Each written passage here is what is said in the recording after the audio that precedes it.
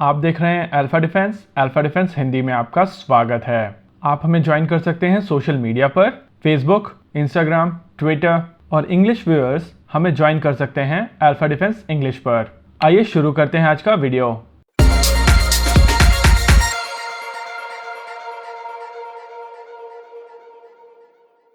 आज के इस वीडियो में हम लोग बात करेंगे आईएनएस चक्रा के बारे में और समझने की कोशिश करेंगे कि क्यों ये सबमरीन दुनिया की सबसे क्वाइटेस्ट सबमरीन्स को भी डिटेक्ट कर सकती है। इस चीज के बारे में डिटेल में बात करने से पहले आइए समझते हैं पानी के नीचे सबमरीन्स कैसे अपने टारगेट्स को डिटेक्ट करती हैं और कैसे उनको लोकेट करती हैं। आमतौर पर पानी के अंदर रेडिएशन काम नहीं करती हैं और इस वजह से वहाँ रेडार काम नहीं करता है। सबमरीन डिटेक्शन के लिए सोनार का प्रयोग करती हैं और सोनार साउंड के प्रिंसिपल पर काम करता है। ये पहले एक साउंड का पिंग टारगेट की तरफ भेजते हैं और जब ये साउंड टारगेट से टकराकर वापस आता है तो उसके माध्यम से डिटेक्शन और रेंजिंग की जाती है। इस तरीके के सोनार को एक्टिव सोनार कहा जाता है क्योंकि ये एक्टिवली साउंड को भेज रहा है और टकरा के आए हुए साउंड को ये डिटेक्ट करता है। इस तरीके के सोनार टारगेट को तो डिटेक्ट करते हैं लेकिन अपनी पोजीशन भी गिव अप कर देते हैं क्योंकि टारगेट सबमरीन भी इस साउंड को इंटरसेप्ट कर सकती है और पता लगा सकती है कि इलाके में कोई दूसरी सबमरीन भी है। वहीं दूसरी ओर पैसिव सोनार अपने टारगेट की ओर से आ रहे साउंड को सुनते हैं और उसको डिटेक्ट करते हैं। इस तरीके के सोनार अपने टारगेट की तरफ साउंड की वेव्स को नहीं भेजते हैं और इस वजह से इस तरीके के सोनार अपनी पोजीशन को गिव अवे नहीं करते हैं।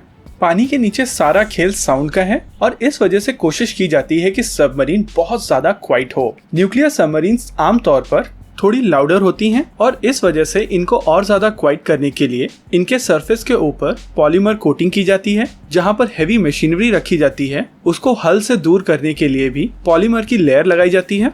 ये रबर पॉलीमर्स होते हैं और इस वजह से ज्यादातर साउंड सबमरीन के हल के बाहर नहीं जाता है। इस हल को भी पूरी तरीके से कंसील किया जाता है और साउंड प्रूफ बनाया जाता है और इसी वजह से आमतौर पर इस तरीके की सबमरीन्स को घोस्ट सबमरीन्स कहा जाता है क्योंकि ये वहाँ होती तो हैं लेकिन दिखती नहीं। लेकिन भारतीय नौसेना की इकलौती एसएसएन आईएनएस चक्रा साइलेंट से साइलेंट सबमरीन को बड़ी ही आसानी से डिटेक्ट कर सकती है और इस तरीके के डिटेक्शन के लिए इसको सोनार की आवश्यकता भी नहीं पड़ती है।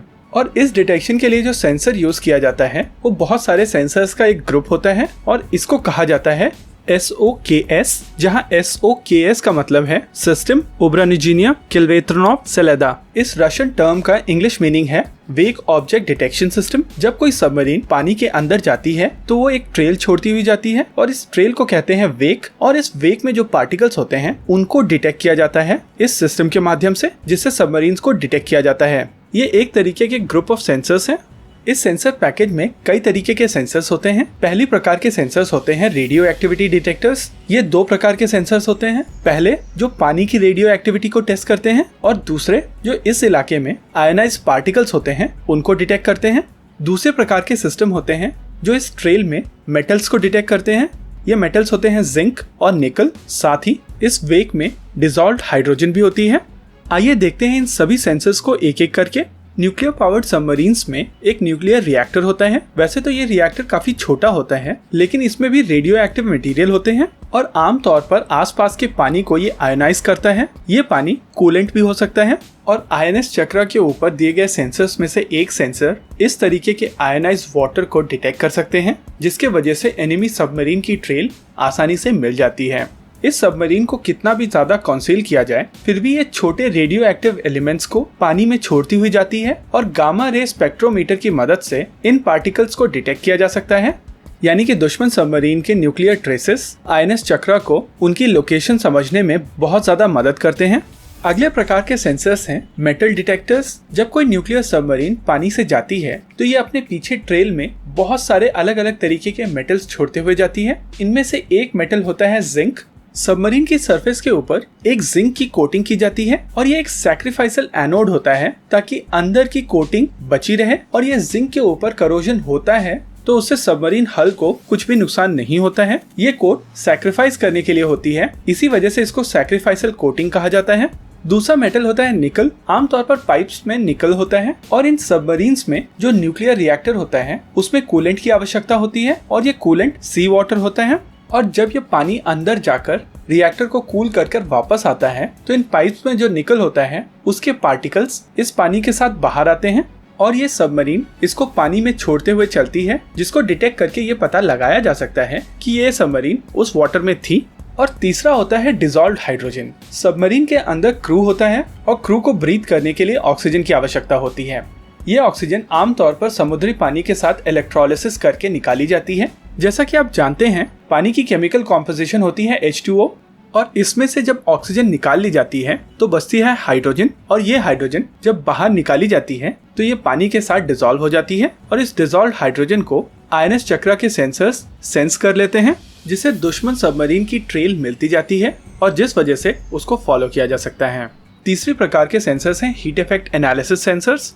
ये 2 प्रकार के सेंसर होते हैं। पहला हीट सेंसर, आमतौर पर न्यूक्लियर रिएक्टर में कूलेंट के तौर पे जो पानी यूज किया जाता है उसका तापमान यानी कि टेम्परेचर लगभग 10 डिग्री तक बढ़ जाता है, और जब ये पानी रिएक्टर को छोड़कर बाहर वापस आता है तो ये आसपास के पानी को भी गर्म करता है, और ये टेम्परेचर डिफरेंस इस सबमरीन की लोकेशन को डिटेक्ट करने में मदद करती है। वहीं दूसरी ओर जो पानी गर्म होता है उसकी डेंसिटी कम होती है, और जो पानी ठंडा होता है उसकी डेंसिटी ज्यादा होती है। इस डेंसिटी डिफरेंस के वजह से ये एक तरीके का प्रिज्म बन जाता है, और ऑप्टिकल सेंसर्स की मदद से इस रिफ्रैक्टिव इंडेक्स के चेंज को डिटेक्ट किया जा सकता है, और ये काफी दूर से किया जा सकता है, जिसके वजह से दुश्मन सबमरीन को ढूंढना आसान हो जाता है।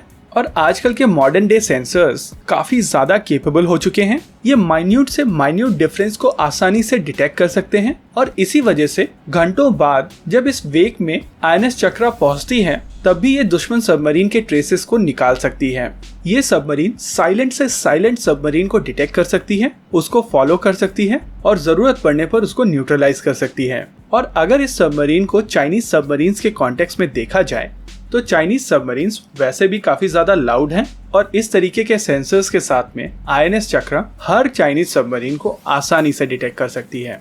लेकिन प्रॉब्लम ये है कि भारतीय नौसेना के पास केवल एक INS चक्र है, और ये सबमरीन हर समय हर जगह नहीं हो सकती। इस वजह से दूसरी अकूला क्लास की सबमरीन भारतीय नौसेना की आवश्यकता है, और अगर ये INS चक्र अभी हेल्दी है तो इसकी लीज को भी एक्सटेंड करने की आवश्यकता है। वैसे आने वाले समय में भारतीय नौसेना को 6 SSN मिलेंगी, लेकिन ये देखना दिलचस्प होगा कि ये SSNs आने में कितना समय लगता है, और तब तक भारतीय नौसेना किस तरीके की सबमरीन्स का प्रयोग करती है। आपको क्या लगता है, बताइए हमें कमेंट सेक्शन में। आगे आप कौन सा वीडियो देखना चाहते हैं, बताइए हमें कमेंट सेक्शन में। वीडियो को अंत तक देखने के लिए धन्यवाद।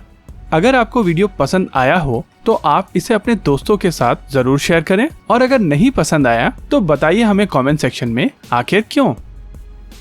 देखते रहिए अल्फा डिफेंस। धन्यवाद। जय हिंद।